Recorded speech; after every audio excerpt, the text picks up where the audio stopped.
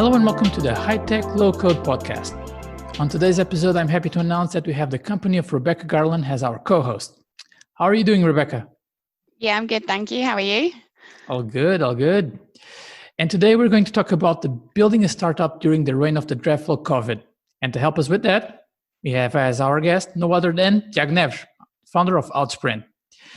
Thank you for taking some time from your schedule to join us. And how are you doing, Tiago? Hey, good.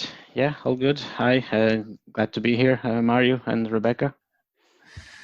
Nice. I would say let's kick this off with, I would like to start by asking you if you could tell us a bit about Sprint, what you hope to achieve with it. What is the driving idea behind it?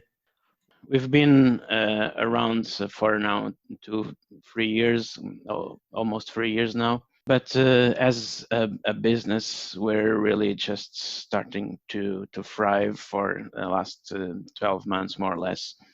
We have, let's say, a very challenging future ahead of us. We are digital consultants working towards digital transformation, digital operations, and taking the ride of low code, which is now basically throughout all different industries. So it's something that is horizontally reaching out every business. But besides what we do, which is definitely something that has a future, besides what we deliver as a business, there's more to our organization than just our services. And so I would say that what motivated me to start with Sprint was more than just building up a business. Was actually building an organization that hope to be here for a long time, and that Sprint will definitely be here still 100 years from today. But exactly working towards building a future together with those that are somewhat involved with the organization, and we pretend to leave a legacy or building up on a legacy throughout the discussions we have as a team. We do speak about so what is our short term, our long term, and on that vision of the long term, there's actually a little bit of an utopia that we should have in our minds, that should be driving us on a day to day, knowing that an utopia is something so we won't be able to achieve, but we should believe in it and get as close to it as we can, really. Okay, you mentioned that utopia. Well, tell me a bit more about that. So at least, broad brush strokes, what do you understand? What is that Sprint utopia? Okay, so you're opening up a can of worms here. Okay. So well, this can end up anywhere. Well, doesn't matter. A short paragraph, I would say. Let's just say that so throughout life we face all different challenges, situations, and there's just that belief that we can do better, both personally speaking, that we can always keep growing as a person, but at the same time that life is not always fair, or I would say that it isn't fair, and there are some people that deserve opportunities that don't have, others that have opportunities that they will just not take them, and I believe that we should be here trying to work towards a better balance, and in fact working towards a better world, to be honest. That's sort of what motivates me to lead an organization like Sprint, is that utopia that I'm not working for today, but working for a future that is up there on that utopic vision. Oh, that's quite interesting. Oh, sorry, Rebecca, go ahead. That's okay. I think that's one of the reasons that I joined Sprint, because when I met Tiago, I felt that his approach to running a business was really different to what I've experienced in the past. There was more of an interest in how we felt as employees, how we saw the business growing, what interests we had we any initiatives, any ideas. It wasn't just about one person as the CEO, it was about Sprint as an organization and how each individual member of the team can have an impact on the business as a whole and can help the business to grow and thrive. And I think that is what kind of helps us to stand out from the crowd and what makes us, special. All right. That's pretty good. Okay.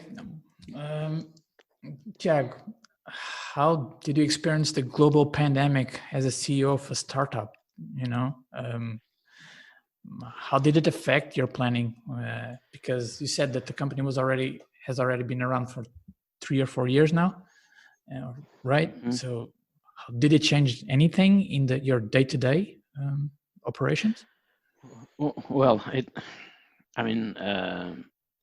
obviously we're still going through this pandemic, and it certainly has affected everyone one way or the other. Everyone has been affected by it, and as someone that is leading a company, a business, an organization, in a way, so being a bit of godfather of everyone within the team, it is challenging. And the first period of when everything started to hit, and so we had everyone go on lockdown, schools closing, and so on.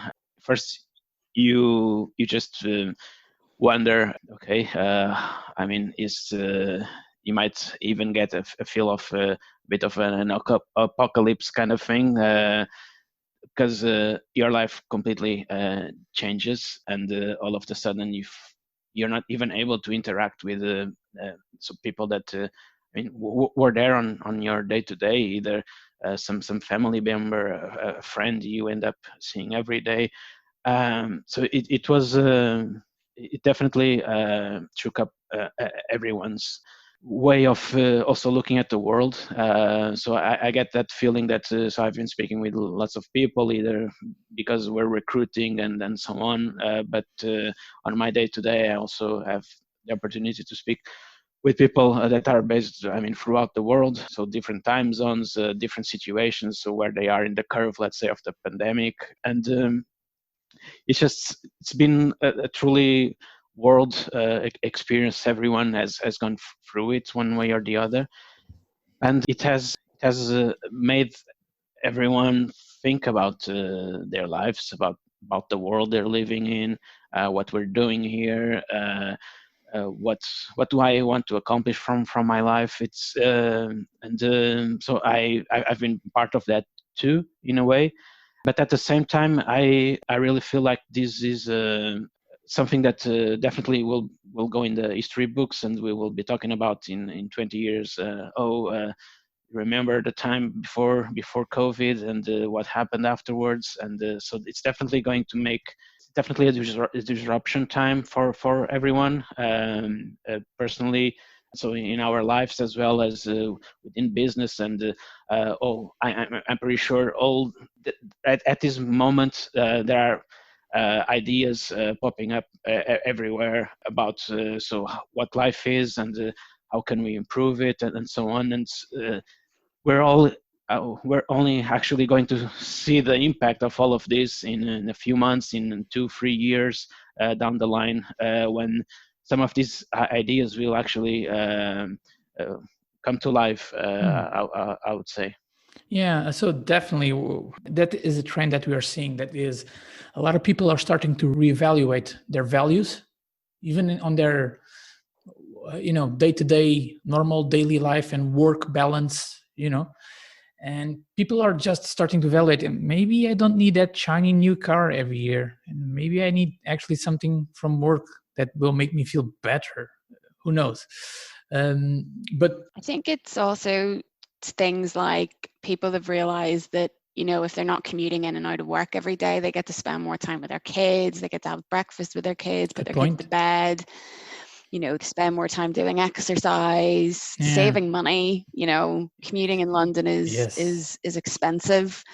It's not so good for TfL, but for the likes of you and me, you know, you're saving people are saving 500 or 600 quid a month on travel, and they're able to use that time, you know, for themselves instead of, you know, it being the daily slog of traveling in and out of work. They actually have more time to spend on them.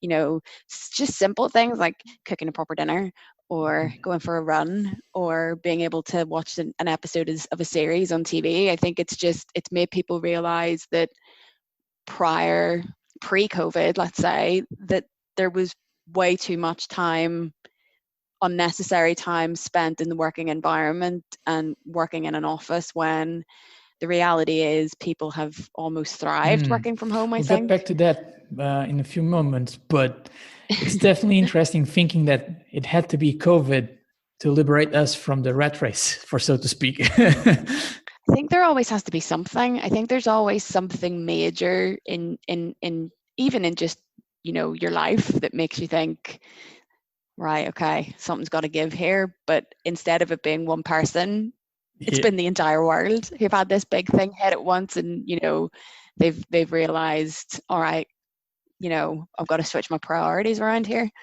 Oh, okay. Which takes me to the next point, which is now we've reorganized our priorities, we rethink our ways of living. But in terms of a young startup like Outsprint, what gives it, you know, the necessary confidence to continue to, okay, we'll be able to strive, we'll be able to move to the next step, the next level? What gives you the confidence to say, yeah, we'll be able to do it, you know? I mean, so back in March, and then everything hits, and we were so sent on lockdown. Obviously, we wonder, I mean, how long is this going to happen for? How long are we going to be in this situation? Are we ever going to get out of this? Obviously, we believe so, but wonder how long it would take. And everything stopped basically. So our personal lives as well as business, and we've been fortunate, let's say, to not actually have our business impacted, but there are other companies, so people I know, I speak with basically same sort of business that were impacted, and so their projects were frozen. So companies will try to cut costs, and they will do it through external parties first of all. Contractors, companies providing services. So they will cut on that first of all. And while some have, unfortunately, also some have really reduced salaries of their workforce. So there has been that too. So even though we've managed not to be impacted in that way, we I mean, we do think, is it going to get to us too, and when, or when are we going to get out of this? Because if it keeps on going, sooner or later, so it will get to us too. So obviously that there was that uncertainty, and so questioning that, like other people in their daily struggle. So either they were put on furloughs, or so they actually were made redundant, or so the salary were reduced. So everyone, one way or the other, were questioning so what was going to happen, and how long they will be able to make ends meet, basically. We're not completely out of that yet, really, and it's been like 4 or 5 months now.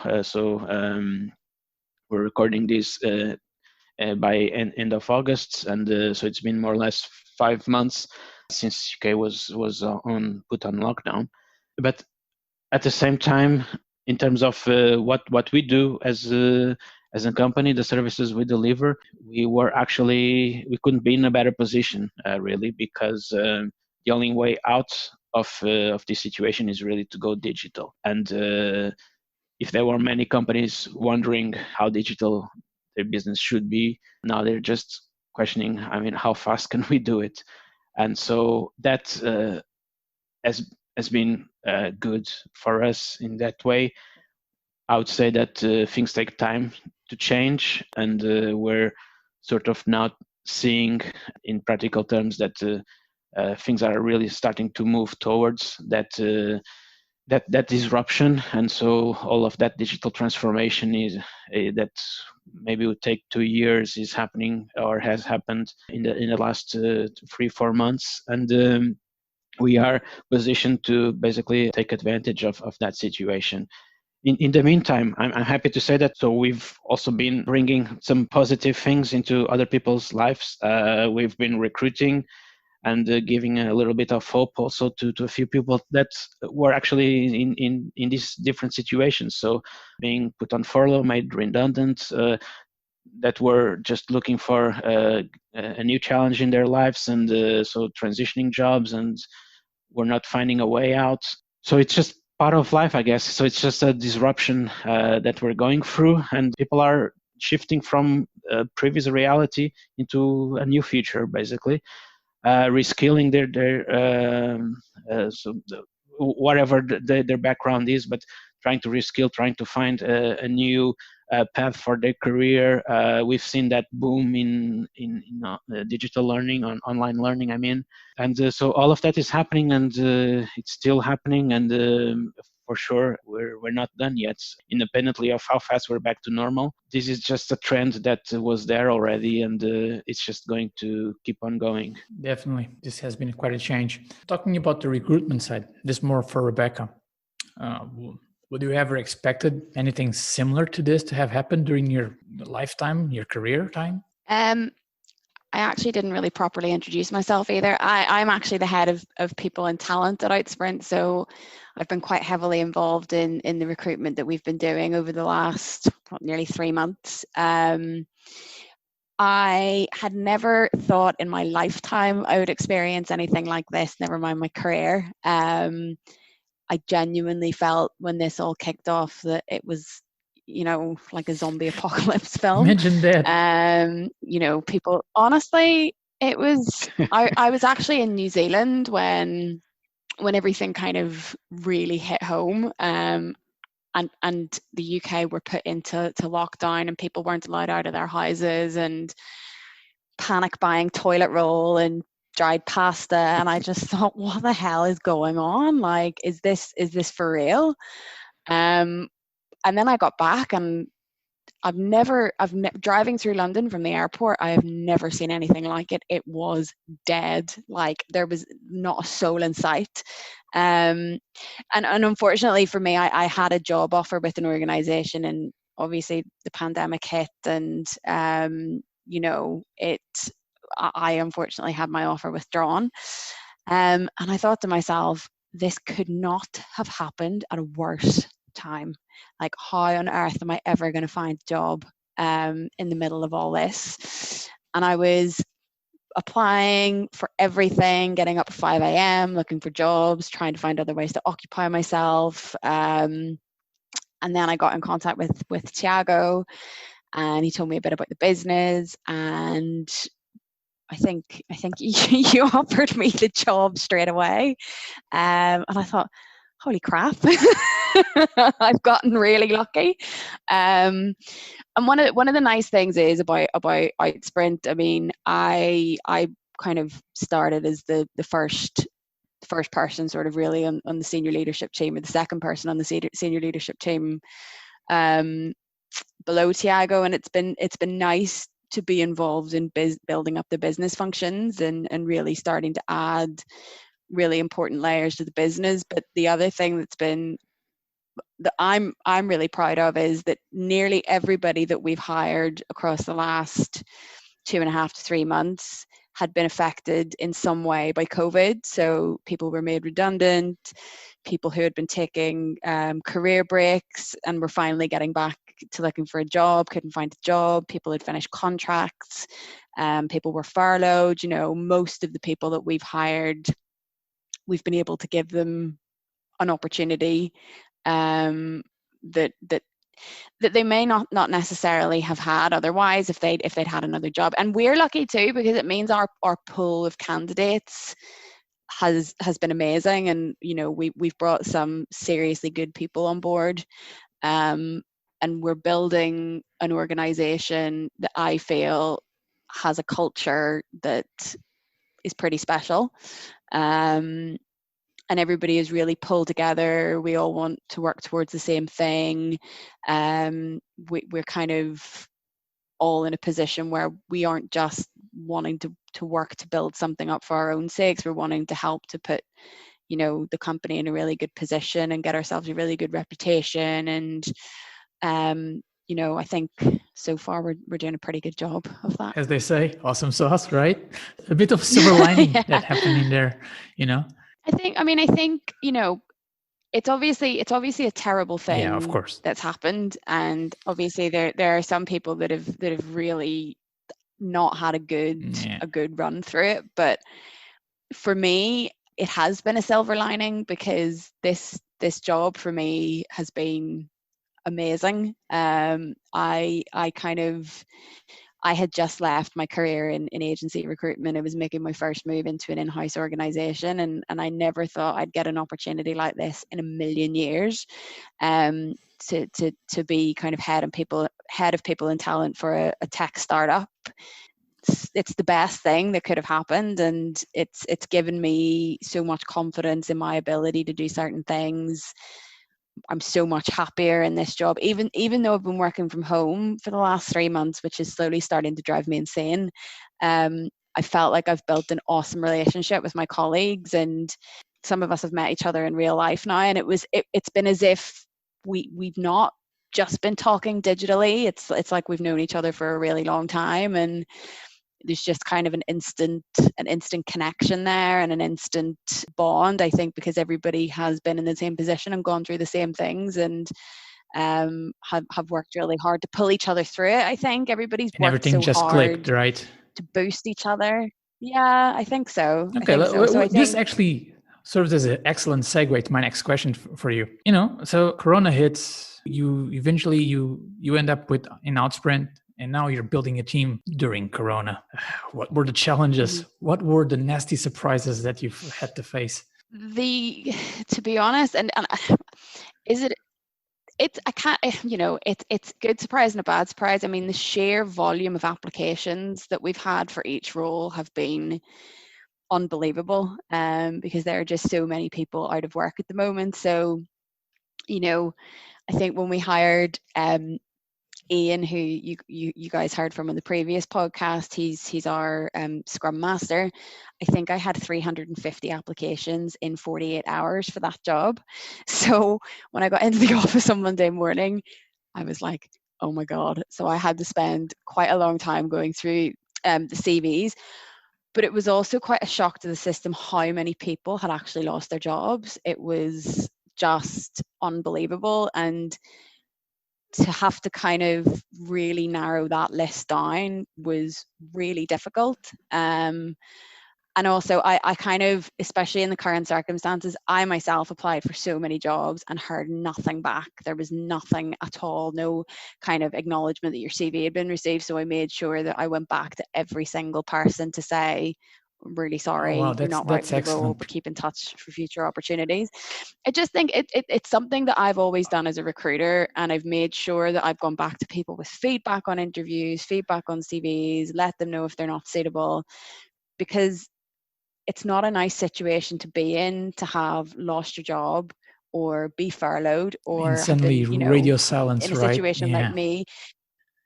Yeah, it's horrible, and it doesn't really do a great deal for your mental health, especially if all you're doing is sitting at home binge watching or shotgunning Netflix. CVs everywhere. Exactly. It's just it becomes really demoralizing, and I just thought, you know what, it's going to take me time, but I'm going to let all these people know, but the pool of talent has been unbelievable. Like, so many people from amazing companies with amazing CVs have been made redundant or lost their jobs over the course of all this. So in a way, it's been a good opportunity for us to get some seriously good talent on board. And I feel like we really have. We've got people working for us on our sales team, our marketing team, on all of our teams really, who I think normally would have been in other roles, or we maybe wouldn't have been so lucky to get. And we, I feel like in some ways that has been a real silver lining for us.